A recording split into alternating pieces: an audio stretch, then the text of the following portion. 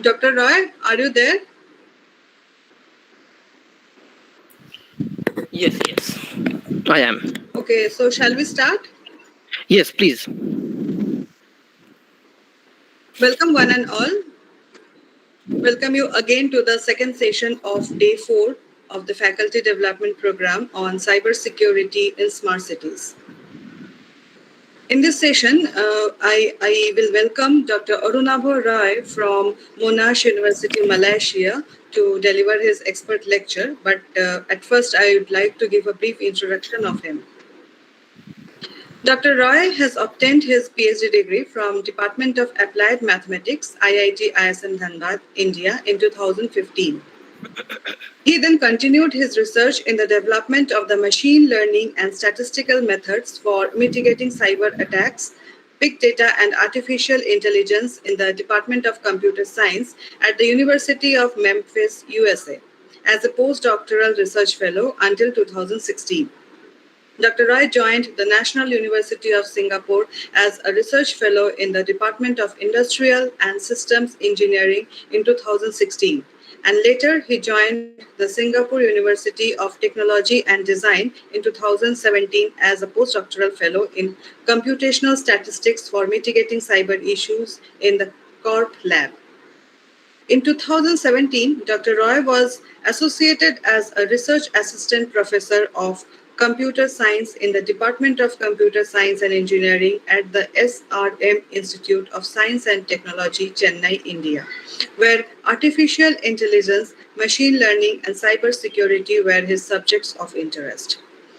He then worked with the research faculty of Computer and Information Science at the University Technology Petronas, Malaysia. Now, he is a starship scientist at the School of IT at Monash University, Malaysia. Dr. Roy has several publications in IEEE, Elsevier, Springer, Taylor and Francis, and Wiley. He has also authored a book entitled Advances in User Authentication, published by Springer USA in 2017. He has 4 US patents, one of which is recently licensed by a Silicon Valley security startup called I2Chain. He also filed another US patent in 2020 jointly with the University of Memphis, USA. Presently, he is authoring a book entitled Emerging Trends, Techniques in Reliability Engineering and Security, which will be published by Springer Nature, Switzerland. Now, I would like to welcome Dr. Roy and deliver his lecture. Over to you, sir. Thank you very much. Thank you for the nice introduction. Let me share my screen first.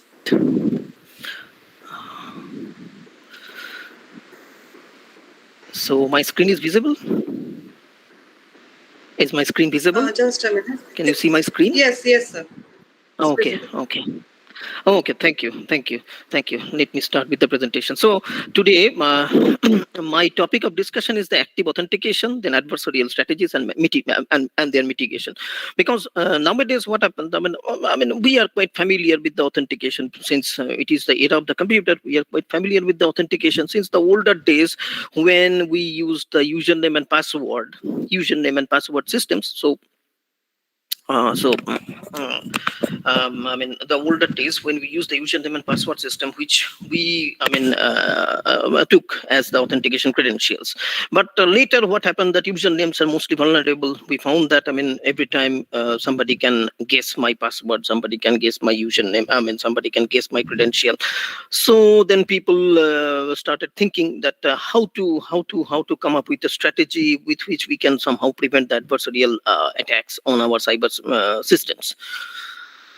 So then they came up with some biometric. They came up with some biometric and other type of authentication strategies and all. So active authentication is one such technique. So before going to the active authentication, we will be just briefly touching upon the basics of the authentication and all. So I believe that next 40 minutes will be a nice learning session. Next 40 or 1 hour will be a nice learning session. So let us, this is the outline of the work. That is, at first we will talk about the authentication details, then about authentication factors, then multi-factor authentication, then adaptive authentication, mouse dynamics, and active authentication. And we will be touching upon the one such authentication system which is not quite seen in the modern days, because obviously because of its obvious reason called reliability and mostly the imperfections. And then we will try to evade the mouse dynamics authentication. That means, we will try to operate, or we will try to, postmortem the mouse dynamics authentication, that what's going wrong. And then we come up with a mitigation strategy based on the federated learning. However, we have just completed this work and submitted it to a journal. So I can't share much, but I will give you a brief outline about the mitigation strategy with which we can come up with a very robust type of mouse dynamics authentication system. So mouse dynamics authentication system. So at first, let us start with the presentation. That is, first we talk about the authentication details, and we understand that authentication process is quite mandatory in any of the modern day online accounts, and especially when we are working from home because of the current COVID pandemic situation. So authentication becomes the most unavoidable. You have to do it. Because if you are working from home and log into your system in your office, then you must provide some credentials, some already registered credentials to work in your system in the office. So now, authentication process is mainly the verification. It is mainly the verification of the legitimacy of the somebody. Of a guy who's trying to get some access, or some other or doing some other request. So there is a difference between the authentication and authorization. I believe everybody knows it, but still let us touch upon it briefly.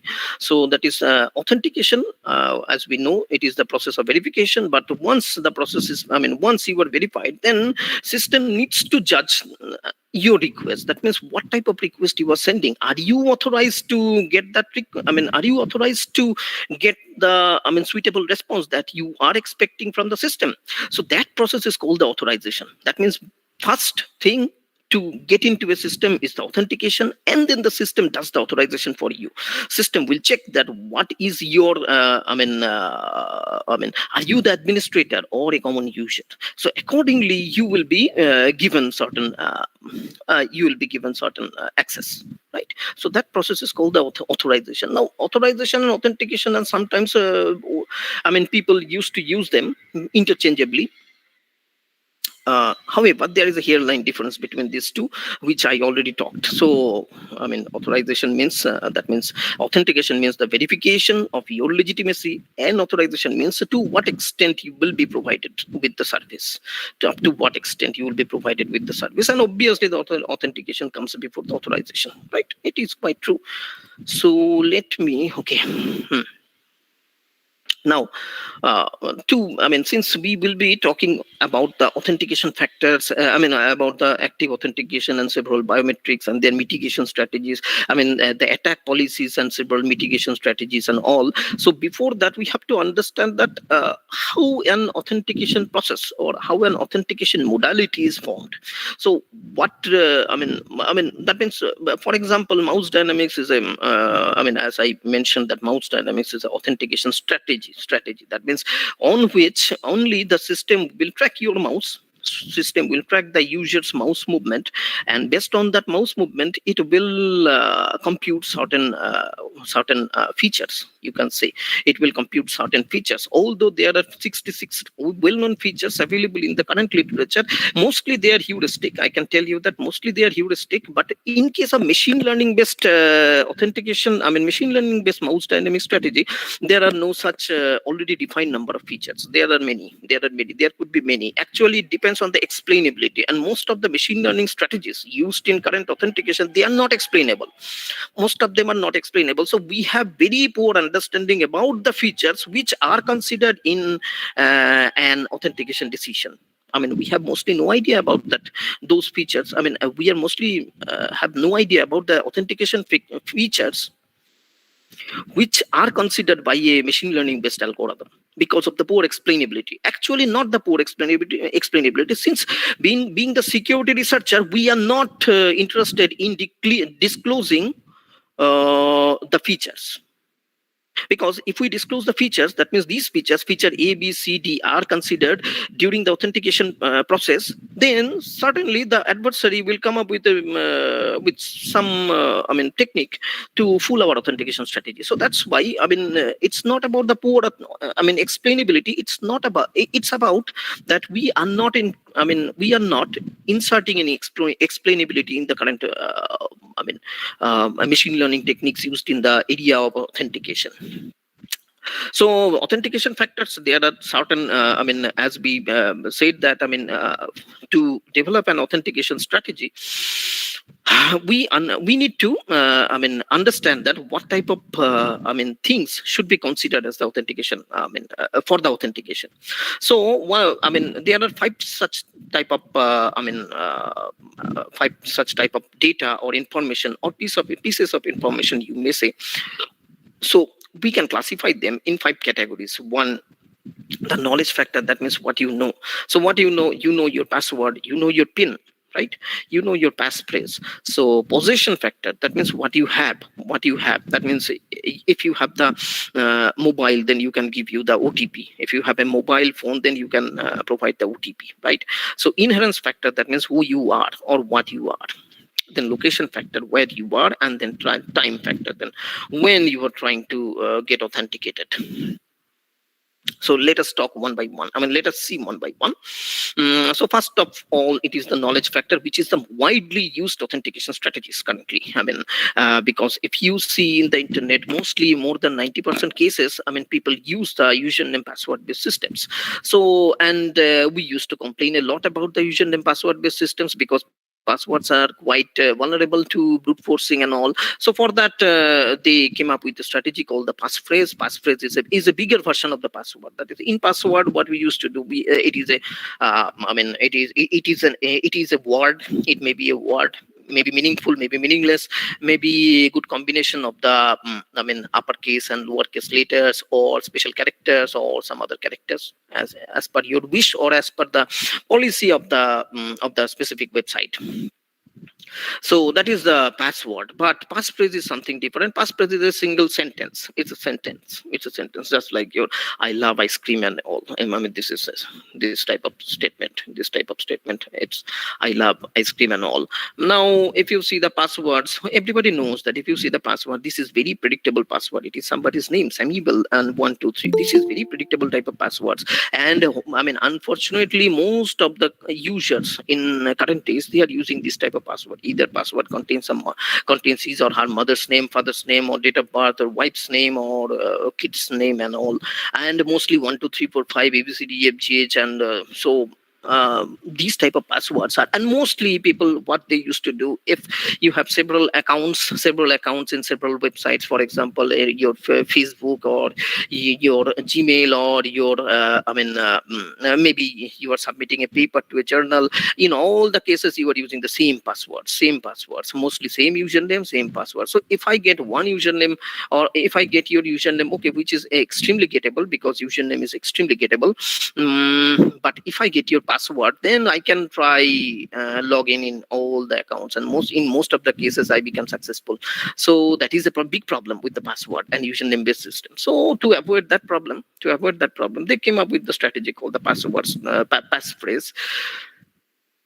Although this passphrase, although it is very, it is relatively harder.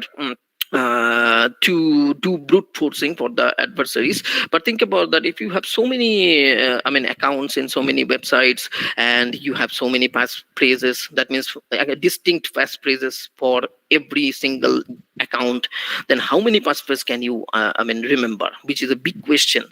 I understand that adversaries have a hard time to breach your phrases, but again you have a hard time to remember all the phrases. So that is a big question, and that is a big problem. So that we can say that at the end of the day, okay, passphrase is slightly better than the password, but from the defense point of view, but from the remember point of view, I don't think so. It is very hard to remember sometimes, and mostly it is very sensitive. So that means I love ice cream. If you use I in caps, then you have to put caps always. So that is the knowledge factor. So as we discussed, and mostly we know that how to make our password more stronger. Sometimes we come up with a password like this, sometimes we come up with a password like this, which looks very strong. But think about that, you have several websites, several accounts in several websites, and for every account you have a distinct password like this. How many you can remember? That's a big question. We understand we understand the adversaries might have a hard time to breach the password, but you also might have a hard time to remember them. So that's called the knowledge factor. Means mainly the one FA. We should not say that it is one FA, but it looks like a one FA. That means only one authentication factor is, we have to provide only one authentication factor. That is either your passphrase, either your security question, either your password. So that is called the knowledge factor, what you know. Now this, as we discussed, that what you know, this portion is very hard, very easy to breach sometimes, because in these days, and one more thing, these days we can afford nice GPU. Everybody can afford nice GPU. So the brute forcing against the password becomes familiar and quite natural. So now let us talk about the knowledge factor. One this is one simple example. Which is already there in the literature or even in the system. If you use the Kali Linux, and if you use the Ubuntu Linux, that means any Debian or any Red Hat kernel type of Linux, and other variant of Linux, you can see this type of systems are installed. They used to store their password in the previous days. Actually, initial days, they used to store the password in the passwd file. That passwd file is a kind of word readable format. Word readable doesn't mean that it is written in English or it is unencrypted. No, it is encrypted. But the problem is, since it is a shared file, so any user can see anybody's password, although that is encrypted, but that is still very vulnerable. So any user, if this is a passwd file, and this passwd file consists of several passwords, and this file is shared, so any user can see any of the passwords. So that thing is called the word readability. Which is going against the Linux security, certainly. Because although I can see the encrypted version of the password, but still I can try to decrypt it, right? And today's GPU, we can certainly try. So what they did. So they, I mean, in the present versions, they introduced a new package called the shadows.util package. That is, it is, I mean, with that shadows.util package, they used to store the password in the shadow file. In the etc, you understand, this etc is the directory. They used to store it in the shadow file, and the shadow file only, it is not the word readable. That means if you are the common user, then you can only see your things. You can't get a permission to see other things. That means if you are the user, then you can see your credentials only, not the others are restricted. So this is one development in the Linux strategy. So how they used to store the password? So they used to store the password in this format. So first they put the username, then the ID, then the salt, then the encrypted password. So let us talk one by one.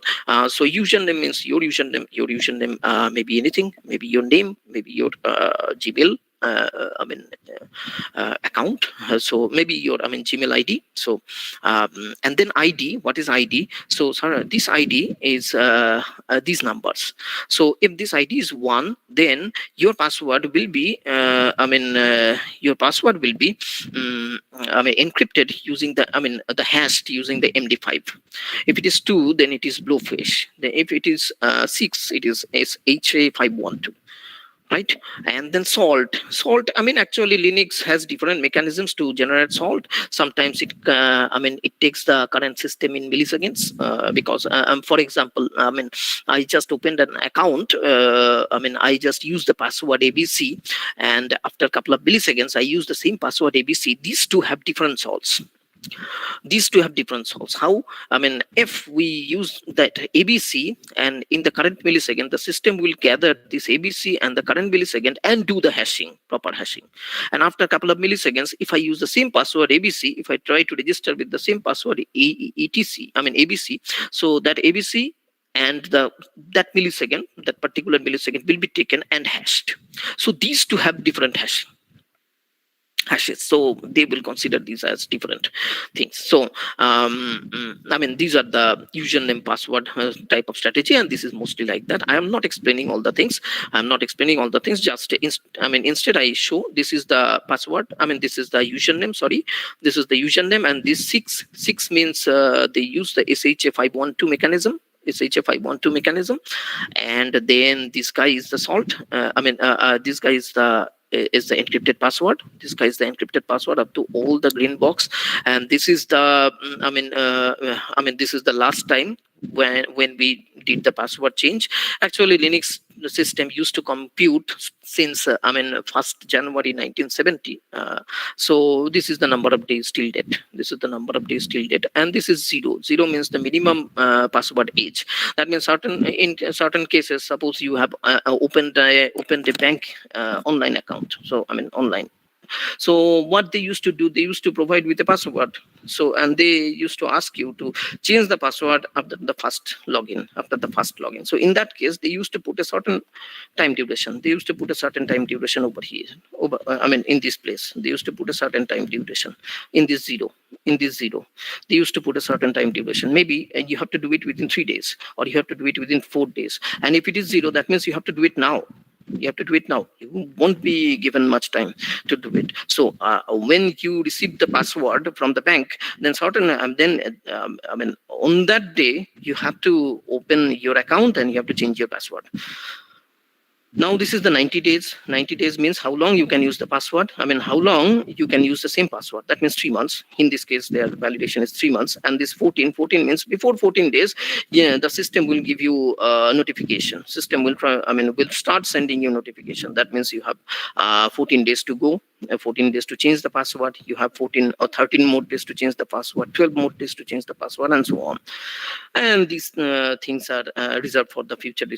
Future purpose. That means if any new type of attacks came, come, if any new types of attacks will come, then certainly we can put some some extra logic to tackle with the new type of adversarial strategy. So for that, we keep these things reserved. So this is the strategy. This is the strategy used in the current Linux. Current Linux. I can just tell you that any type of Debian kernel, any type of Red Hat, or any type of any type of other Fedora kernels, you can find this type of strategies running. Now, here, we are talking about this type of system where we do single time hashing. We do single time hashing, or we do single time encryption. So to increase the security level, so what we can do, if ABC is the current password, if ABC is the my password, so here if this ID is 6, then certainly we did some encryption with the SHA 512 on that ABC with the salt. Now this is single time. So what we can do this multiple times. So we can continue this process multiple times, 1 2 3 4 5 6 7 8, like this. So here username, then ID, then rounds means here we can go up to 5,000.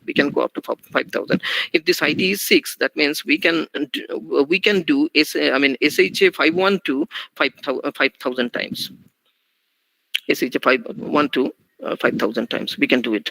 So why we are doing it? The question is obvious. I believe the answer to give the extra protection. That means, think about that. This type of strategy is called that prolonging the attack. We understand that they will encrypt our system, they will decrypt our password. We understand, because we always have to respect the intelligence of the bad guys. That means the attackers, the adversaries. But they are extremely intelligent person. We know that they will breach the system, but what we can do, we can still prolong the attack. That means, okay, you can breach the system, but it might take 2 months. And during these 2 months, we will be investigating on the possible solutions. We'll be investigating on the possible solution, and upon success, we can come up with a new strategy on which the attackers have to think again. So this is called the attacker defender game. Always we try to move one step ahead of the attacker, because that's why we want to buy time to protect our clients or users. So this is a pretty well-known strategy. I believe somebody knows. Most of you know. So this is the current strategy that is adopted by the Linux mechanism. And mostly, why we are not talking about Windows, because we researchers generally used to work on Linux more. So we feel that Linux is more secure. It is not because that Windows are defenseless. No, actually their circulation. It depends on the circulation. Now, if you see the current circulation of the Windows and the Linux, so Windows circulation is pretty huge. So writing virus or writing malwares or attacking Windows is pretty pretty revenue generating. That's why people used to write virus, or people used to, and nowadays no virus actually. Nowadays people used to write malware, or people used to write spyware, or this type of things against the Windows. And for the Linux, you can see very few this type of attack. Although there are. I'm not saying that there is no attack. No, absolutely there are. And another thing is that layered structure in the Windows, which the Linux has a different structure. Linux has a different structure. The people who are familiar with the operating system concept, so I believe they knew. So we are not going much detail on that. So next, the position factor. Position factor means this type of tokens. First, this is RSA token. mostly the foreign bank account, foreign banks used to provide this type of tokens. That means one, you have to give the password. You have to give the password to open to open your online account. So you have to provide the password, and they will ask you to generate one token from your RSA token, or the other cryptographic tool. Which will be provided by the banks. So you have to generate one, which takes few seconds.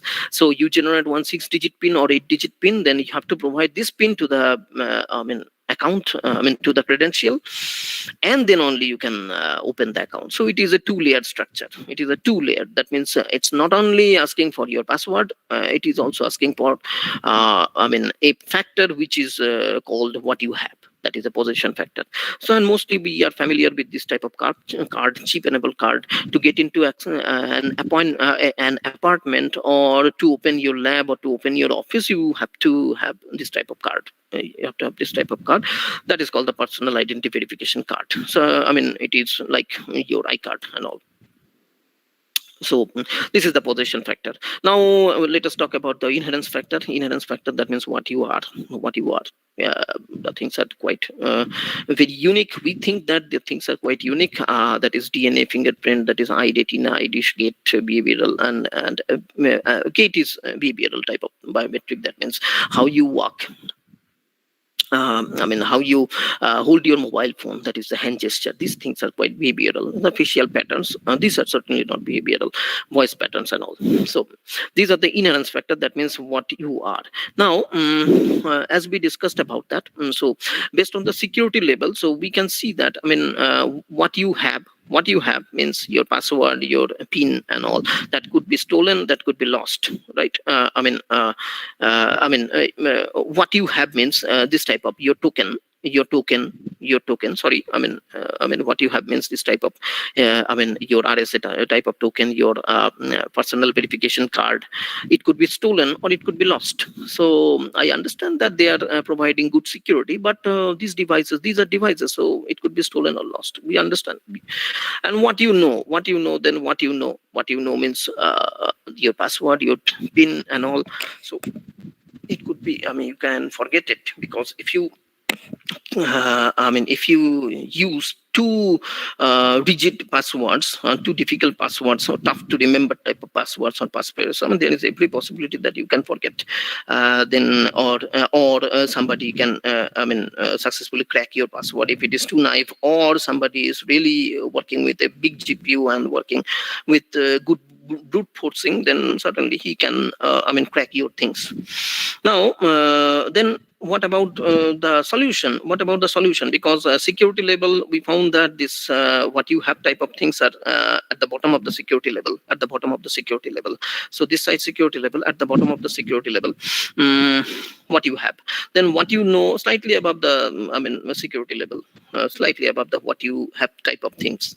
And then what you are type of things are quite high. They are quite high, because we believe that they are unique, they are stable, they are natural, and mostly, we need not to maintain any other device. Because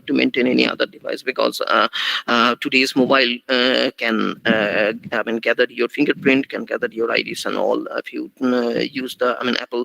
So certainly they can. And mostly, people are working on the gate. Although gate is not that much good now. Today's gate is not that much good. I am not saying that they are bad, but in compared to the thumb and all, they are not that good. But still, we hope that in future people will be, developing, more stronger gate mechanism. Gate identification mechanism, right? So what you are, this is we think that this what you are type of things are quite good. But this what you are type of things, includes the biometrics, that is fingerprint, that is your voice patterns, and other biometrics, what you are type of things. So we have couple of concerns on the fundamental concern on the what you are type of type of things, that is individuality. Do different individuals have different biometric features? We suspect that yes, they have, but really, how many? I don't know. Nobody is sure. There are papers on which they are claiming that they are mostly mostly different, but how big data set they have taken? That is a big question. That means, are you considering all people? I don't know. Multiple ethnicity people. I don't know. Although we assume that okay, they might have. So still the question persists that do different individuals have different biometric features? Does the same person always have the same features? Does the same person always have the same features? That is a very genuine question, because if I register today, then I will continue with the same registration after 50 years. Now, after 50 years, my facial gesture, my facial recognition, my body will change so much. I mean, maybe, who can see the future, right? Who sees future? Then permanence, that is, how does recognition accuracy change with time gap between the enrolled and the queried sample? That is a big question. That is a big question. Does the same person have always the same features? The question. So this is a very big question. Actually, this is a very big question. Does the same person always have the same features? And how does recognition accuracy change with time gap between the enrolled and the query samples? That's a very big concern. Big concern. Now think about that. For example, let us see these things. Let us see these things. Quite nice example. This is the lady. Who registered on January 1995. So July 1998, somehow her hair color changed, but facial, from the face, somehow she is recognizable. That's why we found the score is 0.99. Now November 99, this is very, something different. So we found the score 0.62. This is the 2003, which is pretty different.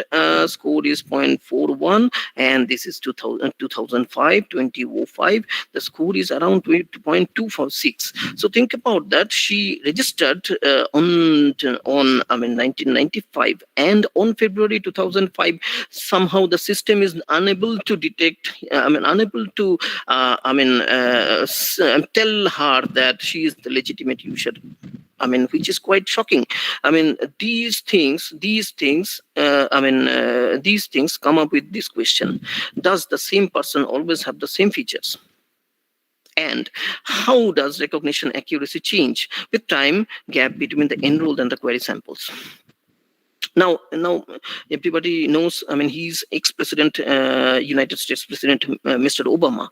So now he is a look-alike of Mr. Obama. So how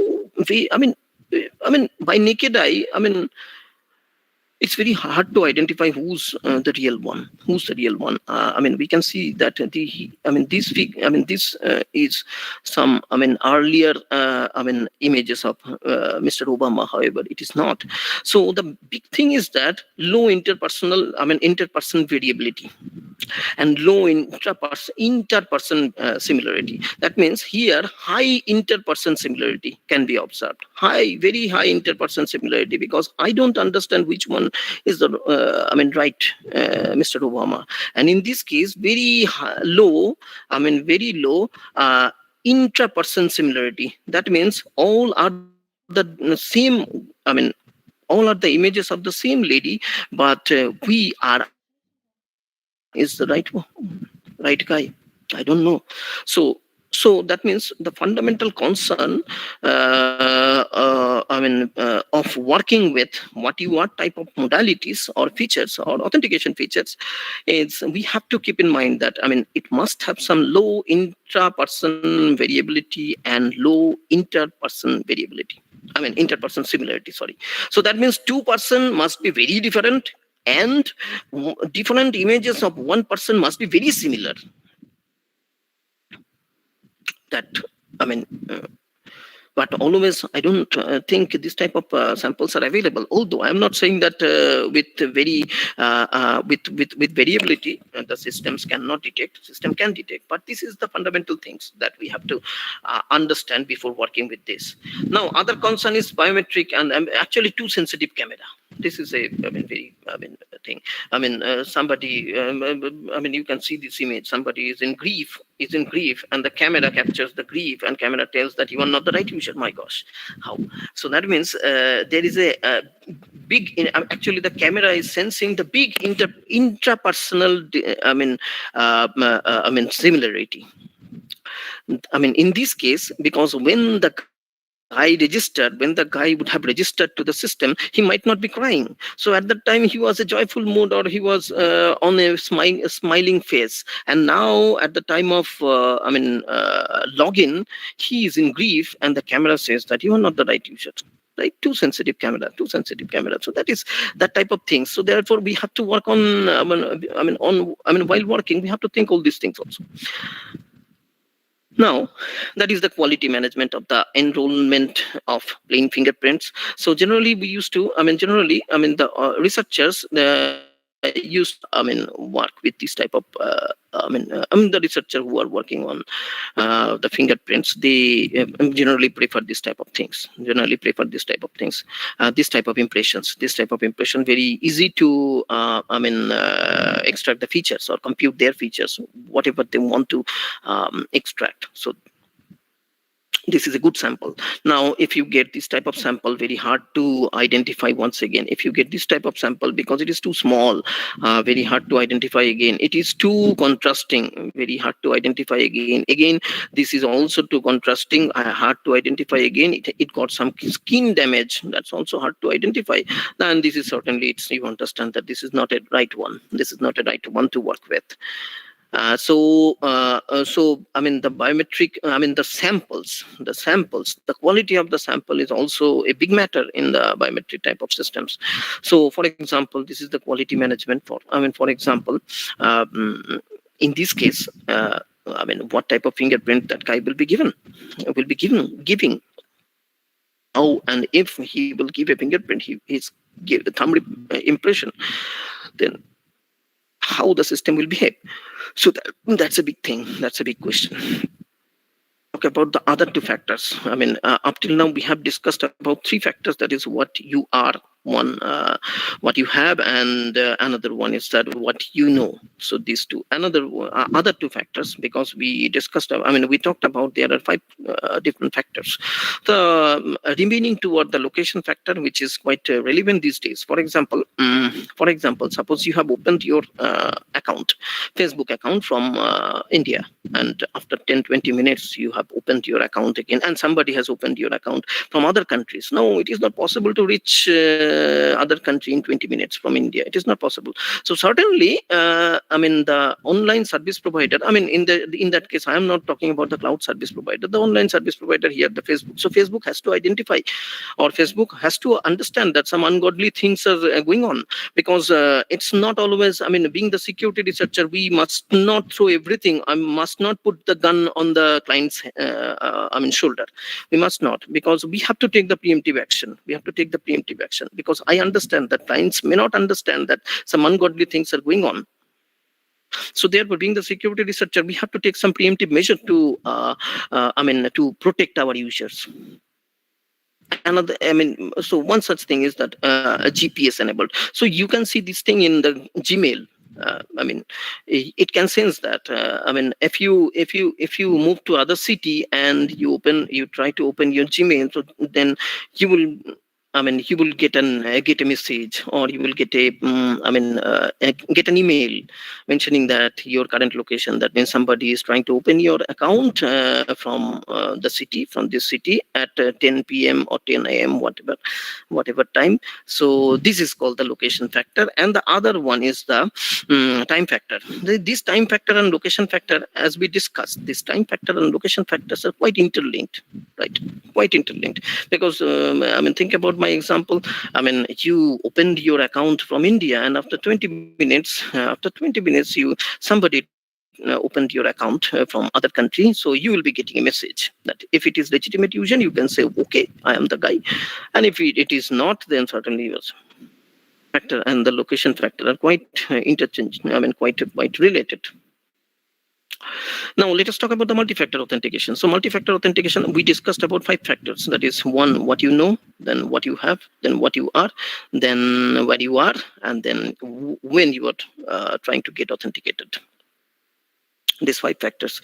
Now, combining these five factors, or suitable combinations of your five factors, we can come up with a multi-factor authentication, which might be better option than your single password username based current systems or your biometric based current systems, because we already showed that biometric systems are too rigid. Now think about that. This guy, he might have registered his he might have registered his account, might have registered his with his credential. Now he got a problem in his or her fingers. So how he will now relog, right? how he will log in now. So that is a quite hard thing. It's quite hard thing. So can we come up with something which might take some biometric? If you are unable to provide, then it might give you another option to verify that, right? So this is more other than one factors, as we discussed that there are 5 factors, and we are taking suitable combinations of those factors. Among those factors, maybe 2, maybe 3. So 2 F2, that means 2FA, F3, that is MFA, that is multi-factor authentication. So 2FA system, 1FA system, we understand that that is the username password. Here password is the credential that we are supplying, that is the 1FA. However, we should not call it 1FA. For a better understanding, let us call it. So, and the 2FA is the password and OTP based mechanism, which we are rigorously using current days, because in any bank account type of things, so you have to give the password. Now think about that. If your mobile is stolen, means this OTP is what you have. This OTP is what you have. Now, if you see this chart, then this what you have type of things are in the lowest security layer, right? It is the lowest security layer. Actually, what you know things are better. Today, it is quite well known that what you know types of things are quite, somehow it's better, safe to use, somehow safe to use. I understand. Somebody can crack it, somebody can forge it, but still, still, uh, it is good.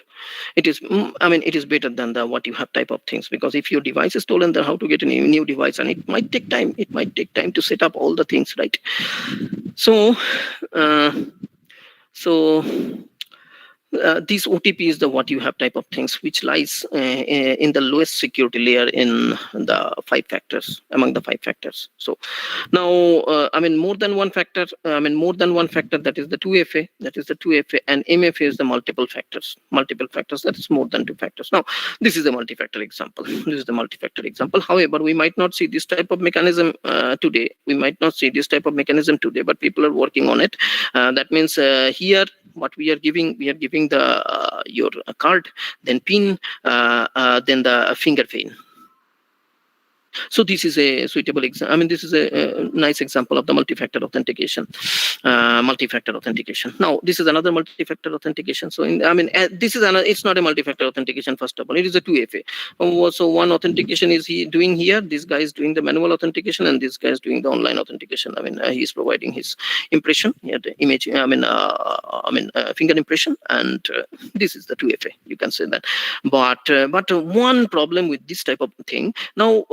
Think about that. You are, where you are verified.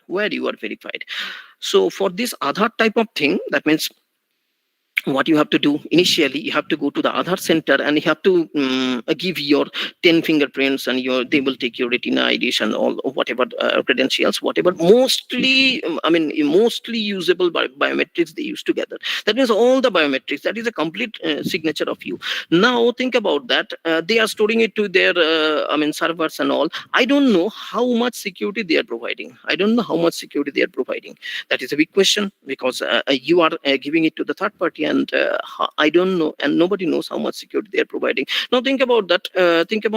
We used to get so many messages every day. So many emails every day, maybe messages every day. Messages from unusual sources, like some hotels. They send a couple of emails that, okay, we are giving some discounts and all. Some banks send some emails that your credit card is ready. However, I have not applied any credit card, or I have no account, and I have no relation with that particular bank. But I don't know how he or she got my email ID. So there is a big question. How that bank got my email ID? Because somebody leaked. So you have to understand that if you are providing your credential, there is a big question that if the credentials are safe or not. Will that guy or will the third party leak this credential to anybody? I don't know. No idea. And in this case, it is all the biometrics. All the biometrics. Think about that. They are taking all the face related biometrics and my 10 fingerprints. Now, at the end of the day, if it is not that secure, and if the bad guy drains out, then, my gosh, God knows. So this type of authentication has a big problem, and that's why people might question that, okay, I can provide all the biometrics to you, but you have to assure me with the security that it is 100% secure and nobody can see it, even you can't see it, unless it is required, unless it is required. Right. So this type of authentication has problem. Now instead, what we can do now, people started thinking that what we can do, how to come up with a better system. Now they are thinking like this. These days they are thinking like this: can we do this, do this verification at my end? Can you do it at my end? There are a couple of things. There are a couple of things which is not in rigorous use, but today they used to use this type of things. This is a card, and this card contains your your fingerprint, your thumb, and this card has a chip. And so what we do, we uh, put this card in the machine, and then we can put our thumb impression, and then this card verifies with my thumb, with the already stored thumb. And if it is yes, then this chip will send this success message to the server, that is, yes, he is the right guy. And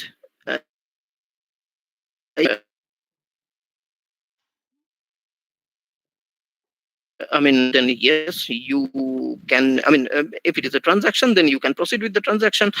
If it is some other things, okay, you can proceed with that.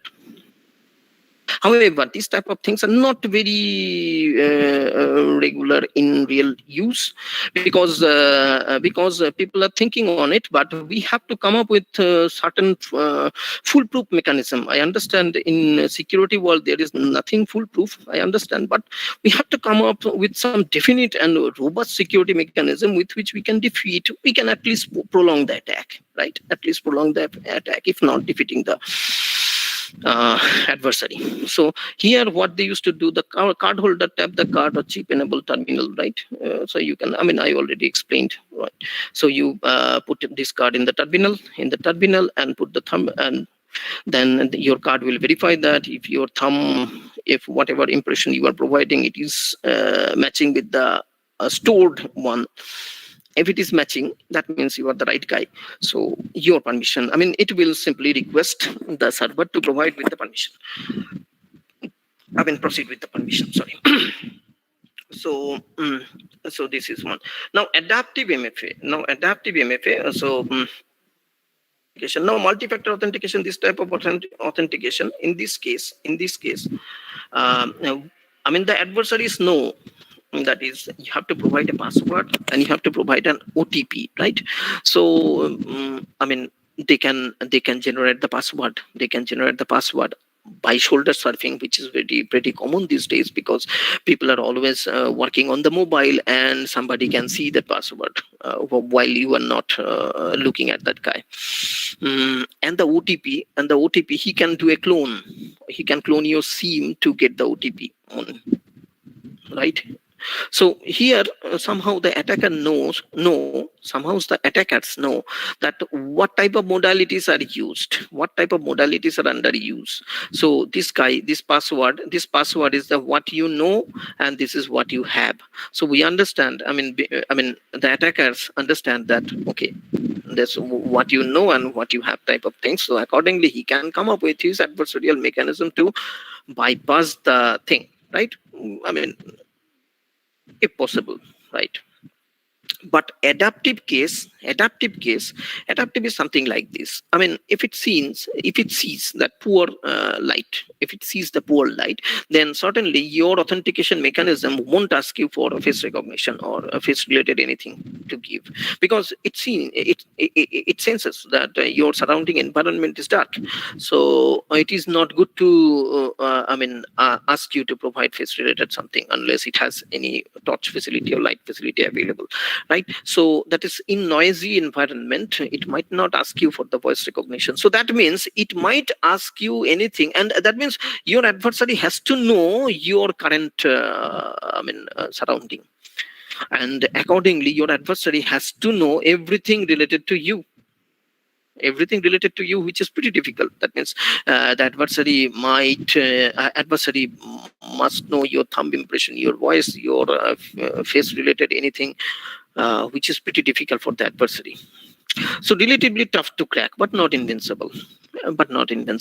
Actually, you find very limited applications of the adaptive MFA today. However, we believe that in future there will be so many adaptive MFA type of application. It is somehow more intelligent. It requires more AI intervention, AI intervention, because based on the, I mean, it is a kind of learning, right? Based on the surrounding and based on your available modalities, you have to, I mean, come up with certain decisions. It's an optimization kind of thing, and it is a machine learning kind of thing, right? It is a machine learning. So more artificial intelligence type of things are required to design an adaptive MFA.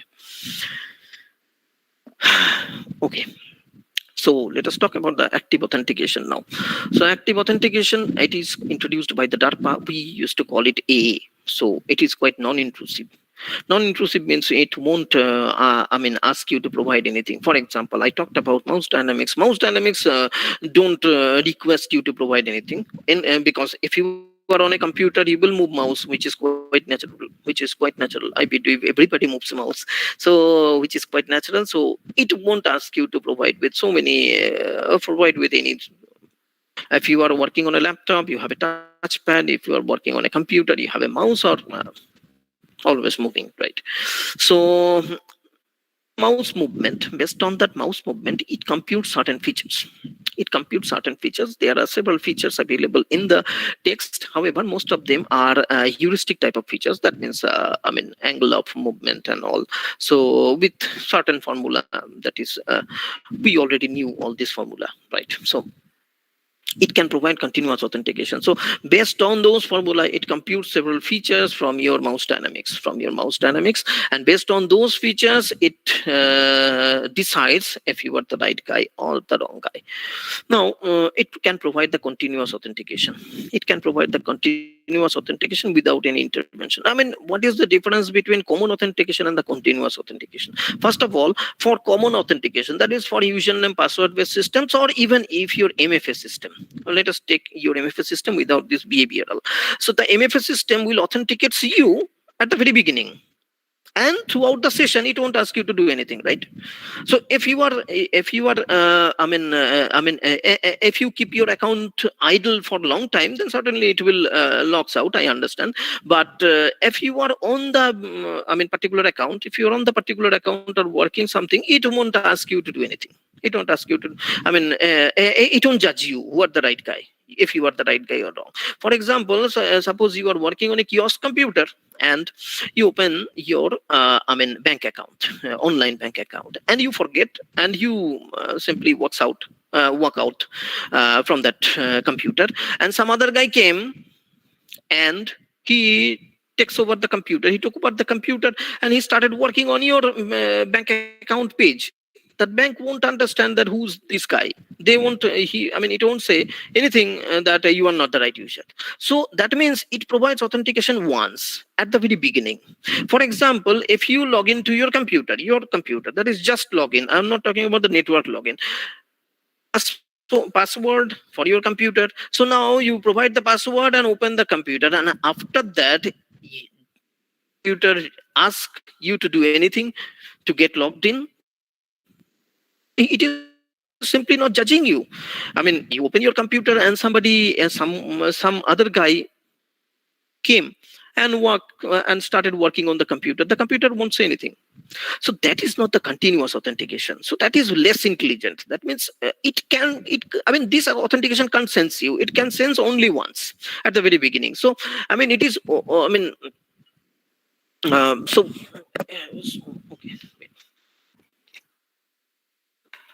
It can't sense you throughout. So therefore, somehow, although it can provide some authentication, but in the long run, it might not be the best choice. So we have to come up with something which can continuously monitor my activity and tries to sense if I am the right guy, if the right guy is working on the computer or not. These type of authentications are appreciated, and this is called the active authentication and the continuous authentication. That means as long as your computer on your account is you are logged in, so computer or the or the online account you are using, it is continuously judging you based on your activity, and says that and judges that if the right guy is using it or not, right? So this type of authentication is called the active authentication. And active authentication, when we were discussing about what you are, so I talked about the behavioral authentication. So behavioral modalities, gait is one such. That means how you walk, your behavior. So how I do the mouse movement, it is my behavior. How I how I navigates my finger on the mobile phone, that is my behavior. It depends on my behavior. How much pressure I put while texting somebody, right? While texting somebody. So that means these type of things will be judged. These type of things will be judged, because as long as I am working on the mobile, I have to touch my screen. So unless if I touch my screen, then computer tries to understand or tries to compute the features based on which it says yes, you are the right user, or yeah, you are not the right user, right? Mm, Gait, so your mouse movement, so your keystroke dynamics, your hand gesture, screen fingerprints. There are plenty of active authentication systems available in the literature, and this active authentication is a project which was introduced by the DARPA, I believe it is in 2014. So and after that, they allotted huge grants to several universities, United States universities. So and the universities have come up with several active authentication type of stuffs, which are pretty good, but none of them are currently under use, because of the unsophisticated mechanism, because of the unsophisticated detection mechanism, because it is very hard to understand the understand the user behavior based on some credential. For example, if you consider the mouse dynamics, okay, let us talk. This is the active authentication system. First of all, the machine learning, how the active authentication system is work. This is the enrolled data. So we train the model. This is the enrolled data. We train the model, and then test, just like machine learning technique, test with the other data and see if it is choosing the right one or not, if it is working well, right? This is authentication. Now there are plenty of. Now let us talk about the mouse dynamics. Let us directly move into the mouse dynamics. Mouse dynamics. Now I was talking about that, how this why this behavioral things are not very successful. It's because of the unavailability of the a sophisticated mechanism, even sophisticated features, even the accurate features with which we can certainly identify a guy as a legitimate user. Unavailability. This unavailability matters acceptance rate, right? So now let us see the mouse dynamics, and then I will discuss more on on the features, on the quality of the features. Now, so mouse dynamics, what we do, actually we gather this type of mouse dynamics. Because, right? And gather, we used to do the mouse movement every time. Like, for example, this is a specific user mouse dynamics. Actually, we have collected 40 users. We have conducted one gaming event here. So then we have collected their mouse dynamics for 2 days. So, and then from their mouse dynamics, we have came up with different figures, and we tried to judge the similarity, and we tried to understand that why the mouse dynamics are quite frail, why it is not under use. Because other active authentication, I understand that, okay, somehow people are talking about it, and our question is that why people are not talking about the mouse dynamics? Because if it is screen fingerprint, screen fingerprint, because I am touching my mobile frequently. If it is screen fingerprint, then why not mouse dynamics? Because people are working on computer, people are working on laptop, then why it is not mouse dynamics? The question is. So this is one particular user mouse dynamics. So this is one another user mouse dynamics. This is another user mouse dynamics, right? So and how we collected these images. Actually, the data were not in the form of images. The data were in the form of the x coordinate, y coordinate, time, and screen resolution. You understand that because I am moving the mouse like this. This is a 2D. It is not 3D.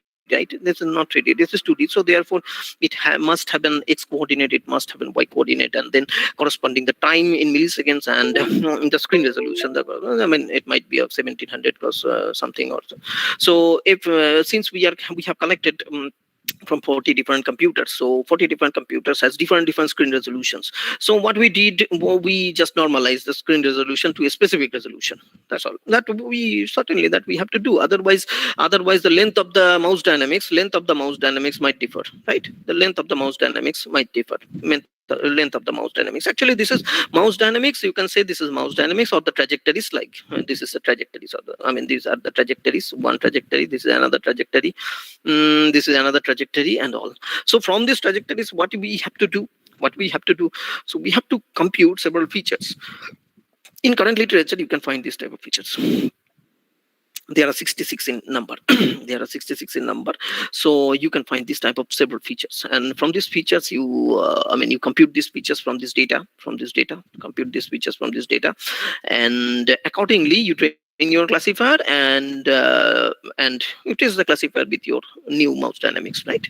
And you test the classifier with your new mouse dynamics. So we found that, and mostly the literatures also mentioned that, although they have mentioned that they have gotten 96% accuracy, they have gotten 98% accuracy, but the question still remains that why, if you are 98% successful, then why people are not accepting your thing?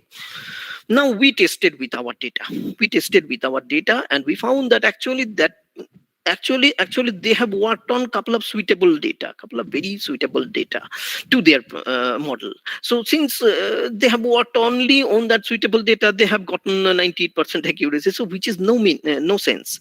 So certainly their accuracy is around 30%, around 40%. So an authentication system with 30% accuracy, I believe people won't, and nobody will take it. So now we tried to investigate that what was the problem actually. So now you understand that these features are quite heuristic. These features are quite heuristic. That is angle of movement, curvature. What is the logic? Why it is heuristic? I'm not saying that angle of movement is heuristic. I'm saying that the selection is heuristic. That means why the angle of movement? Why they have taken the curvature? Why they have taken the curvature change rate and all? So I'm not saying that the angle of movement is heuristic. I'm saying that the selection is quite heuristic. That means why they have taken it. No logic, no reason. And they have not said anything about the most prominent feature. That means, because this is a big class, right? 66 features. This is a moderate class. Now among those 66 features, which are the most essential feature? If we try to come up with a parsimonious model, not a big model, if we are trying to come up with a parsimonious model, that can we do it? That means which among these features are most important, or which among the features contribute the most? They have not talked anything about it. And now this is a mouse dynamics. That another example of the mouse dynamics. So what we did, we gathered the mouse dynamics, and it is a quite long mouse dynamics. You understand that this is a quite long. So it's because you can see the size of this guy. You can see the size. Oh my gosh, you can see the size of this guy, and you can see the size of this guy. So this is also a mouse dynamics. So this is, the fooling process. Now what we did, actually what we can do, and how to evade it. Because I understand that, that means it cannot even understand the Right user means, suppose I am not an adversary, I am the legitimate user of the system. So I have given the, my mouse dynamics like this. I have given the mouse dynamics, my mouse dynamics like this, and the system computed all the 66 features and trained the classifiers, and then I again did the mouse dynamics. And the system sometimes say that you are the right user, and sometimes it understand who am I. So therefore there is plenty of misclassification. That means it is some thing that, being the legitimate user, I am taken as the illegitimate guy, right? So therefore I am not an adversary here, and I am not playing any adversarial role. Now we think that, okay, let us play an adversarial role. That means let us drain out some specific mouse dynamics type, from the benign user, specific mouse dynamics from the benign user. Let us take some, let us drain out, or let us eavesdrop some specific benign user mouse dynamics, and we using that benign user mouse dynamics, we let us train, or let us come up with our machine learning model, and train the machine learning model and generate one mouse dynamics and throw it to the classifier. And we found that now, being the adversary, now this time I am not a legitimate guy, I'm not a legitimate user, but I simply, what I did, I eavesdropped some benign user mouse dynamics from the benign user, this guy, from the benign, from the benign client, this guy. I eavesdropped some mouse dynamics from this guy, and I trained my classifier here. And my mouse dynamic, my machine learning model here, and I generate a mouse dynamics. I generate a mouse dynamics, and I throws it to the distant server, and the server says that, server means application, remote application says that, yes, you are the right user. Now this time we played the adversarial role, and we were quite successful. So that means this is not a misclassification. Yes, I understand this is a misclassification, but an adversary, using this one, an adversary can get into the system and can do whatever he or she wants to do. Now what I did, then just we expanded our model using a robotic arm, simply, to show the vagueness of the present mouse dynamics, present mouse dynamics model. What we did, we simply put this mouse dynamics, we simply put this model, we simply fit this model to this guy, and this guy moved the mouse, and the remote application says that you are the right user. So now this time it is, it is quite ridiculous. That means one mouse, one simply robotic arm is moving the mouse, and he's saying that, and the remote application says that, yes, you are the right user. Now that's a big thing. That's quite surprising, quite shocking for any of the present application, any of the authentication systems. Now the thing is, here the bottom line is, everything is computed on the server side.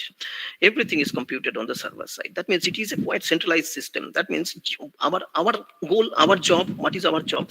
Our job is to provide, my series of mouse dynamics, or the trajectories like this, or the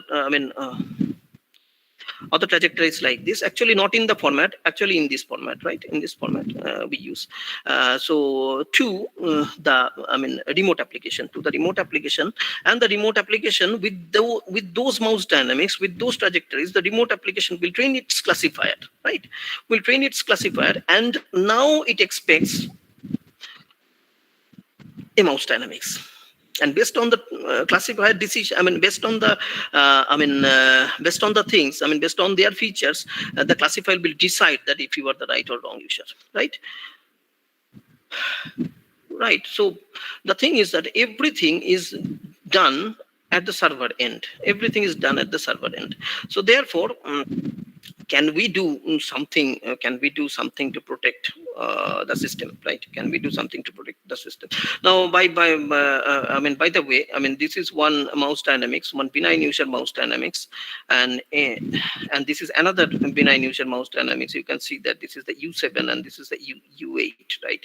So user 8 and user 7. So we found that our present mouse dynamics, it converts this guy to this, and the present mouse dynamics converts this guy, this benign original usual mouse dynamics to this, these two are very similar. These two are very similar. Hence, there is a chance of misclassification. Actually, not a chance. There is a huge chance of misclassification. In fact, we have computed the KL divergence between these two curves. Even that entire distribution, we found that there is a big similarity between these two. So there is a good chance of misclassification. Actually, a big chance of misclassification. So now, can we protect the user privacy? Can we protect? I'm not talking about other user privacy. I'm talking about only the mouse dynamics, because we are working on the mouse dynamics. So can we do it? Can we come up with a better one? Yes, we tried, right? So data privacy, I mean, how to do that? I mean, protect the data. So homomorphic encryption. Okay, I understand homomorphic encryption, which is not our goal at the moment. Differential privacy. An algorithm is differentially private if its behavior is hardly changed when a single individual joins or leaves the data set, which is quite important, right? So in this case, I mean, we talked. We will talk it later about it later. Then biohashing. So not interested. And I mean, I'm not saying that biohashing won't work. Oh, it will work. It will work. But this work, we are not interested. Mostly, we are interested in the federated learning. The federated learning is a new type of thing. It's actually, yeah, somehow you can say that it's a new type of thing, but it is a machine learning. That is no question about it. It is a machine learning, but it is a decentralized machine learning. That means previously what the mouse dynamics were doing. So I mean, this guy, oh my gosh, this guy, what happened to my mouse? I mean, so this guy initially. I mean, it captures all the mouse dynamics from the benign client. It captures all the mouse dynamics from this benign client, and other clients. And if there are other clients, so it captures all the mouse dynamics from here and here, and then train its classifier, right? So it does everything. It does everything. Even it captures. I mean, it has all the data, right? Or all the data from this benign client as well as these and other clients if there are right? There's so many benign data. So many benign data. It keeps all the data and it does all the training. It trains all the classifiers and accordingly it decides if you are the right or wrong. Now there is another problem. If that guy is hacked, if some adversary can get a backdoor, can sense a backdoor to I mean, drain out all the benign informations and can train and start training its machine learning model and generates the data, the same attack will. So therefore everything and in this case we are making the remote server busy, pretty busy, because one application can be used by several thing. I mean, several guys. That means YouTube. I am using YouTube. Some other guy using YouTube, and millions and millions of people in the world are using the YouTube. And if YouTube uses the mouse dynamics, adopts the mouse dynamics in its current form, then does YouTube will do all the things? I mean, will gather all the data, will train all the models. So how much busy YouTube will be? So that's a big question. So instead, what we can do, just it is a pretty concept like this. That means, can we do in the client side? Do it in the client side? Yes, we can do it in the client side. That means we need not to send my thumb impression every time to the server like this. We need not to send my information to the server every time. Instead, what we can do this verification in the client side and can send the request to the server. Somehow, I mean, this guy is working. I mean, in this case, this guy is working as an intermediate guy. It is a link between the server and you. Just talking about the federated. So now federated learning. What is federated learning? Federated learning is something. I mean, federated learning for federated learning, McMahon et al. In 2017. It is a mastery paper. It is a very, I mean, nice and very highly cited paper and very good paper. So this is a federated learning called the Fed average. So Fed average. This is a federated learning. Previously, what we were talking about, multiple, clients, but all the things are done in the server. And before for the verifications, they have to compute all the features. So they have to do it in the server. bypass. So server is very busy, can get a backdoor, can open a backdoor to the server. Then he or she can drain out the valuable information, and accordingly he or she can train his or her machine learning model to generate fake mouse dynamics with which again the server gets fooled, right? So now instead we can come up with this strategy. There are plenty of users here. There are plenty of users. So every user has his or her data, local data, and there is a shared model. There is a shared model, and this user trains the shared model with his or her local data, and sends the parameter after the training, sends the parameter when the training is done to the server. And the server, what the server does, the server does the updating. Server does the averaging, since it is called the fed average. Server does the averaging and resends the parameter to here, resends the parameter to all the server, actually broadcast the parameter to all the server. And again the local again the devices, again the local users, they train their model and again send the parameter to the server, and this process continues until the training is successful. So first step is called the local training, where this is the training parameter. After the after the local training, this is the training parameter which will be given to the server, and server expects all the training parameters from all its clients. So it does the averaging here, since it is k clients, and it does the averaging, and this is the broadcasted parameter to all. So then model aggregating. So it is the model aggregating. I talked about the model aggregating part, and then parameter broadcasting. Then I talked about the parameter broadcasting part, means this part, model updating. It does the updating. Then every local user does the updating and again sends the modified parameter to the server, and it continues training until it continues this process until the training gets completed, right? So this is called the federated learning. One such federated learning, this is called the fed averaging. However, this process is very successful in determining the next word. For example, you can see this. However, we are not interested in determining the next one. However, my area of interest is not like determining the next one. So my area of interest, our thing is that can we come up with a distributed model like this? That means in which all the data are not in the server, in which all the computations are not done in the server, in which in which the local users can compute work on their models and can come up with their parameters and share it with the server, and server does something. Maybe he can do the misclassification. He can do the classification. Maybe he can do the classification, or maybe he can do the averaging, whatever job he can, right? So can we do this? Yes. So although this type of federated learning system might have some problem, which is discussed in Hitachi et al., that is ACMCCS, which is a pretty well-known conference, and it is a very good paper where he said that where he did something. He gathered the gradients. Where is it?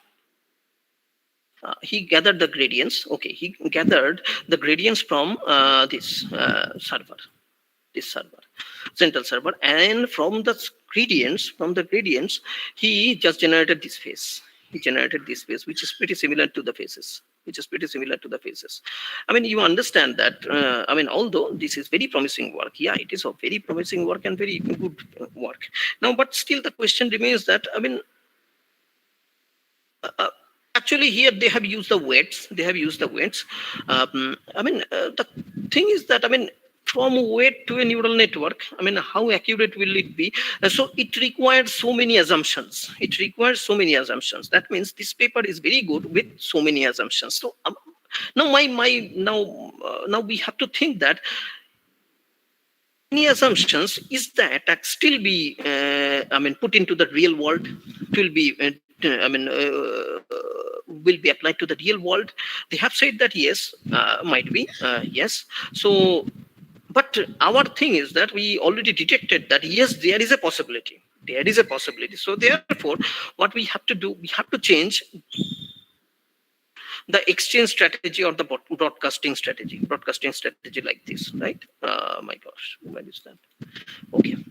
The broadcasting strategy like this, I mean, it is simply doing something. It is simply training its network, I mean, local users simply training his or her network, and sends the parameter to the server, and the server in return, I mean, does the I mean, updation, I mean, does the averaging and sends it to the device, and so on. So there is a strategy. It is called the differential privacy. It is called the federated learning with the differential privacy. So differential privacy means I mean, here they have assumed that there is an adversary who can snip the data from the client as well as the server, so in this case, what they have done simply, the strategy is same. Simply they have the local data. Every user, it may be a computer, it may be a laptop, it may be again a workstation, whatever. So it has a data. It trains the model. I mean, everybody trains the data, and I mean, trains the model means the neural network model, and shares the weight with the server. And the weights are averaged, and they have shares the weight with the server. But before sharing, they used to add one noise. Parameter over here. This is the wi. So they are saying the w tilde I. So instead of sending all these W's, they are sending these guys. What is this guy? This guy is is the original weight with the noise. So they are sharing it to the server. And what the server does the same thing. Server does the averaging here. Server updates the global parameter, and before broadcasting it, again server adds a noise. That means here it sends with the noise. Now this guy being the adversary, it has the privilege to get data from the server as well as from the local devices, but all are consist of the noise. So therefore, somehow we can still try to prevent the adversary. However, we et al, they have devised this plan of federated learning. So they have claimed that it is working very well. So in 2020, it is working very well. I mean, it is quite. I mean, think about that. This wi tilde, it has a noise component. So I mean, how to understand which portion is the noise? So the adversary has to invest a lot of time on understanding which part is noise and which part, or he has to devise a separate program, separate strategy to understand which part is the noise, which part is the original one. So that is a strategy. We can say that it can still prolong the attack. So it is a nice strategy, quite nice strategy. Now there is another strategy. However, I mean, people might argue that, okay, we can understand which part is noise, which part is the original data. We can understand and all. Yes, yes, we can argue, but but in reality, this is very hard. I'm not saying that it is not doable. It is doable, but it is quite hard. So I mean, now, I mean, Rasker et al. In MIT, he has come up with a very nice strategy. It is a really nice strategy. It's called the split learning strategy. Split learning strategy means it is a complete neural network, right? This is the complete neural network, and this strategy is called the split N. So from this strategy, split N means this network has to be split. So let us split the network here from here. So this layer is called the split layer. This layer is called the split layer. And now this part is trained in the local devices, in the local clients. We using the local part will be trained in the server side. This will be trained in the server side. Now think about that. What now? I mean, you might ask me that how they are splitting the neural network. Yes, there are several strategies which they have which they have mentioned in their paper. I request you to go through their paper. So this is the Rasker et al. They have implemented this concept in some medical data also. They have implemented this concept, and this is a pretty good strategy, and they have a clear guideline to come up with a cut edge. Cut edge means where the neural network, where we are dividing the neural network, on which layer we are dividing the neural network, and how layer.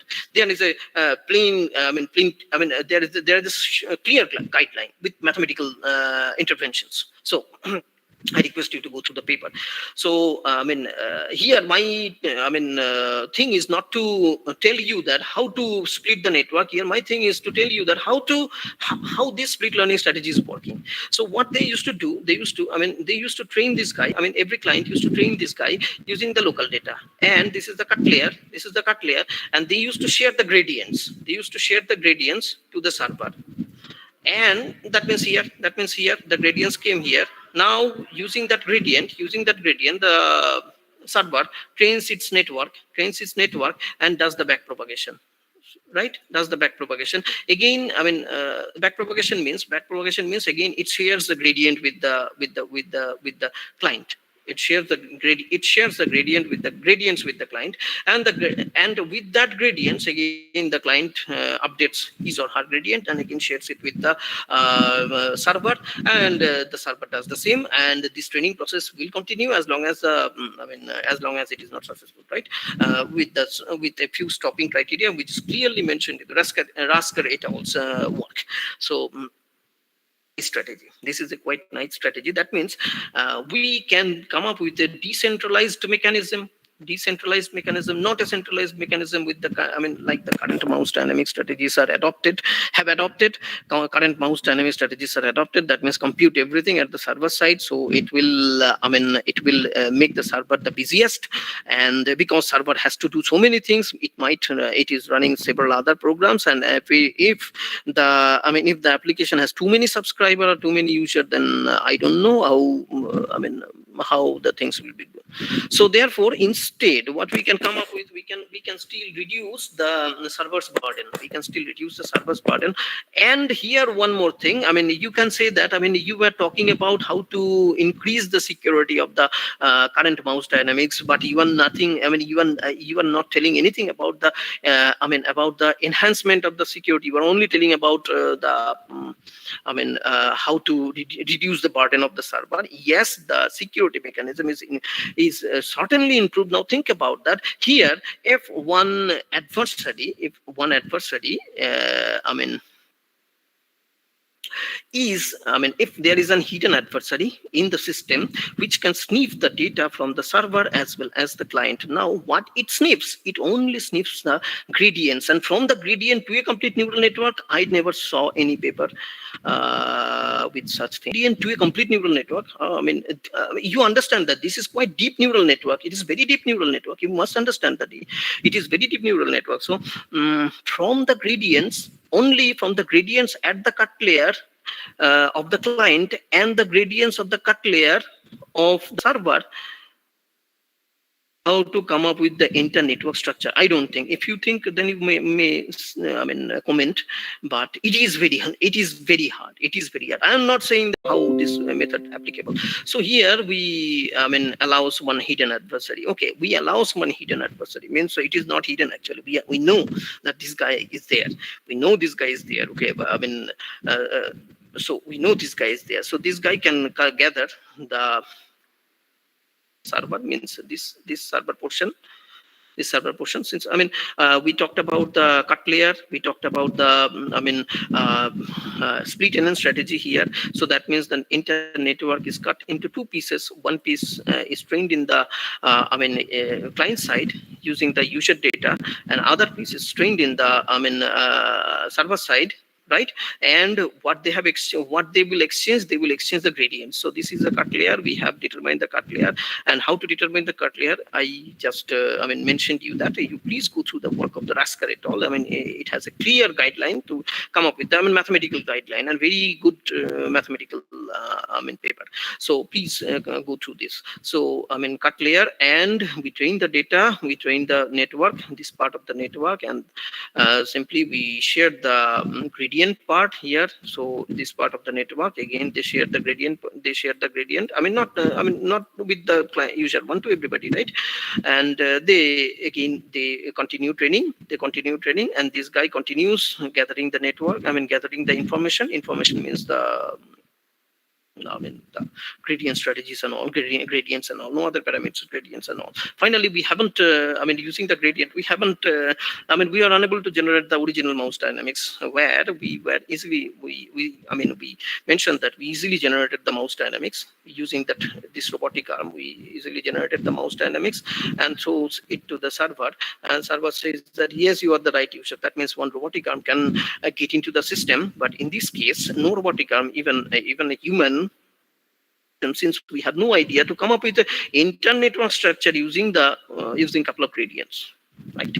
So this is the present strategy with which we can make the mouse dynamics a bit robust, right? So I think that's all from my side, and thank you for your patience. I hope that it is good, and maybe you may comment, please.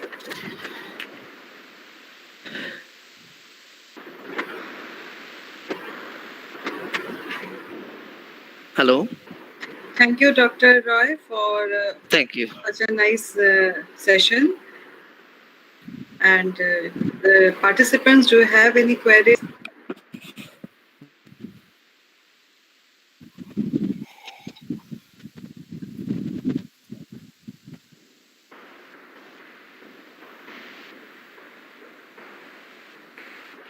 So there is one question. Participant is asking what are the differences between HOTP and TOTP? Here, which perspective? If we can elaborate it more, then I can. Because I just talked about simple mouse dynamics to make the mouse dynamics more robust, using the split learning or the federated learning approach. If you can ask me that which part you want to know, because I can't understand the perspective of the question.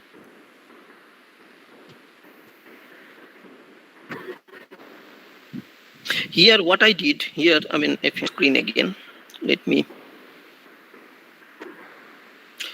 Can you see my screen, right? You can see my screen, right? Yes. Okay. Here, what we did. Let me discuss it again.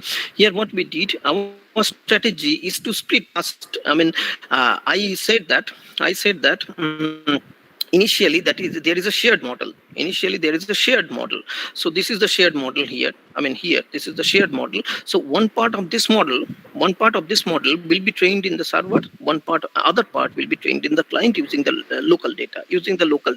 And for your information, and for your information, none of these data are shared. With the server, and no other client can see others' data. Are quite personal to this client. These data are quite personal to this client. So with using this data, we train this neural network and share the gradient with the server, and the server again trains his neural network and share the gradients with the client. And this process will continue unless, as long as the training process is not completed. Right. And what this guy, what the hidden adversary gets, adversary simply gets the server and the client in every pass. Now, using those gradients, the hidden adversary, it is not possible. We don't know how to come up with the, with the complete network structure, means this network structure, how to come up with the complete network structure. This is the strategy with which we can fool the adversary. Previously, the adversary were fooling us. Now we can fool the adversary that, okay, if you have, if you can do, you can recreate the inter-network structure with which you can come up with your fake network sequence, fake mouse dynamic sequences, right? You can fake my mouse trajectories.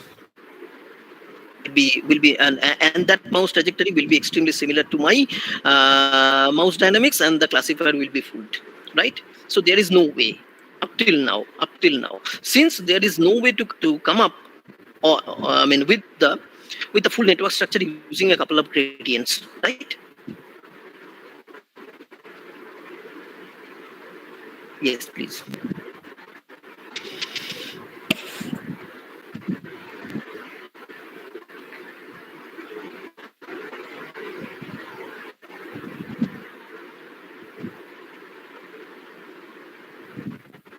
Any other slides? Okay, thank you, sir. Thank you so much for the explanation. Okay, thank you.